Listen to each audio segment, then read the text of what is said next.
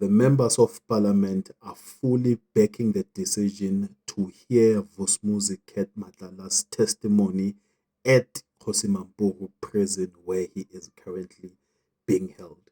My name is Alokwan, and these are the news that matter the most. Now, the Parliamentary Ad Hoc Committee investigating corruption in criminal justice system has deemed Matlala's testimony crucial given his alleged connections to senior law enforcement officials and politicians.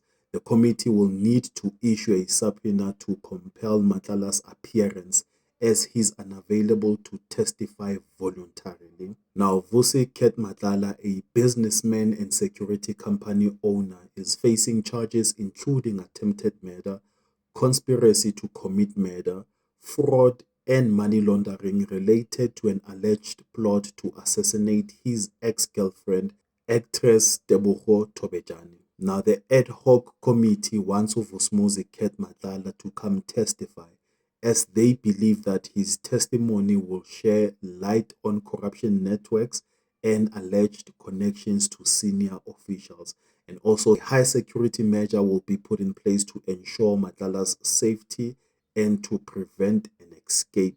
And Vusi Ket Matlala has been scheduled for November the 26th to the 28th to give a testimony, but those dates are still pending his confirmation.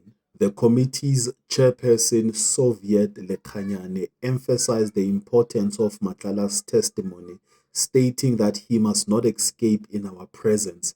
The hearing aims to uncover the extent of corruption and potential state capture. Now, my question is, would you prefer Vusumuzi Ket Matlala to be a guest at the ad hoc committee and give a live testimony? Or do you think it is safe for the ad hoc committee to do a video conference testimony?